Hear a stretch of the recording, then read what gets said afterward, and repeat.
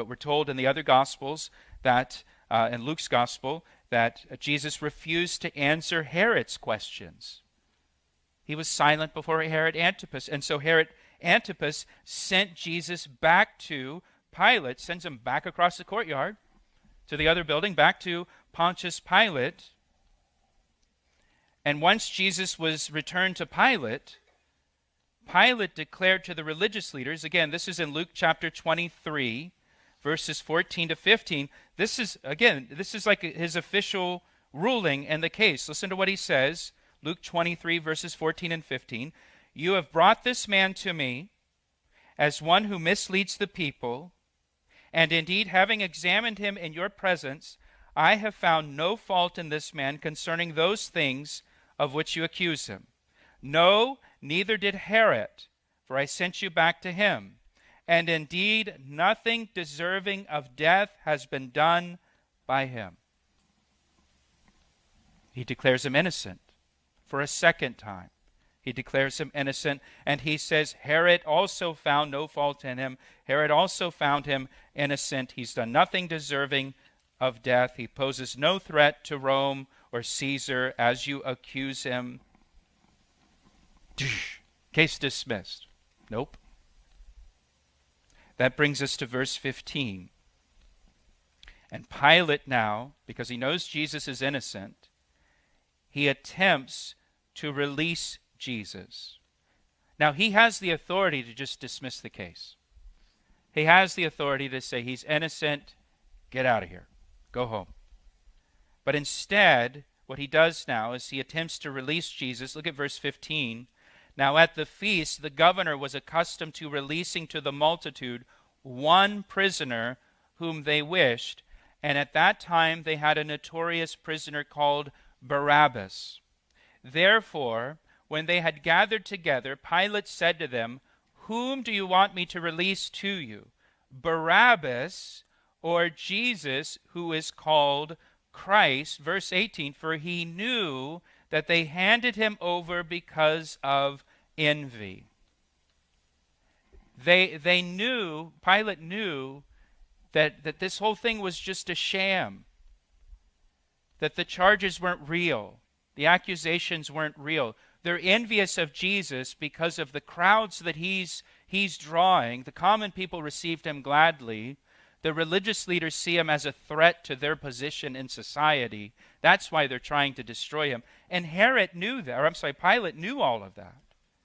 And he knew that the whole thing's just a sham. And so they have this tradition, they have this custom that during the Passover, the Roman governor would release one Jewish prisoner as a goodwill gesture to the Jews. And he gives the Jewish people gathered there that morning a choice. He can release Jesus, or he can release to them Barabbas.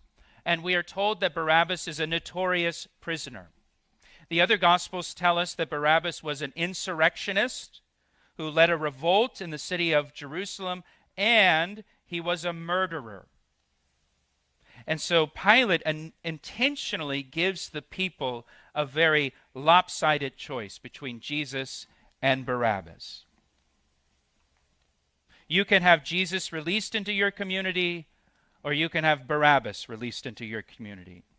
Do you want Jesus, who does good everywhere he goes, who heals people, who works miracles, who even raises the dead back to life, walking your streets? Or do you want a notorious prisoner and murderer walking your streets? Do you want the one who gives life to people, or the one who takes life from people, released into your society? It never entered Pilate's mind that they would ask for Barabbas over Jesus, that they would say, give us the murderer instead of Jesus.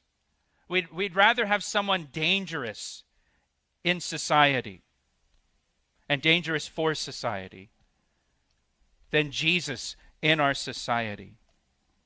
This reminds me of when Jesus delivered the demon-possessed man in Gadara. Remember that story? The man was demon-possessed with many demons, and Jesus cast the demons out of the possessed man, and he cast the demons into the pigs. Remember that? In the herd of swine. And then the herd of swine ran down the hill and off the cliff and into the Sea of Galilee where they drowned. First case of swine flu ever in history, right? First case of devil hammed, right? They did a swine dive. These are all old pastor jokes that go back. Really, they trace them back to the Apostle Peter, actually. But do you remember what happened next? The people from the nearby city, they came out. And remember what it says about the demon-possessed man. If you don't remember the story, this demon-possessed man, the people in that community had tried to get a handle on this guy. They tried to control him. They tried to imprison him in the past. They tried to put him in shackles. He would break the shackles. The guy was a terror to this community. And so finally the people just stayed away from that area where he lived. He lived in the tombs, among the caves of the tombs. And people just didn't go over to that part of town anymore because of this maniac who's demon-possessed, who lives over there. And then it says, once Jesus delivered him, it says the man was clothed and seated and in his right mind. And that's what Jesus does. He puts people in their right mind. Jesus is the only one who can take a demon-possessed maniac and put them in their right mind. And when the people come out of the city and they see this former, demon-possessed guy who terrorized their community sitting there clothed and in his right mind, and they see the swine dead in the Sea of Galilee, instead of thanking Jesus for delivering this guy and helping their community, they ask Jesus to leave. They'd rather have pigs and a demon-possessed man in their community than Jesus in their community. And here, given the choice between a murderer walking the streets or Jesus walking the streets, they'd rather have a murderer. We'll take anything but Jesus.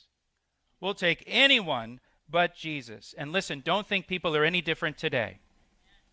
Don't think people are any different today.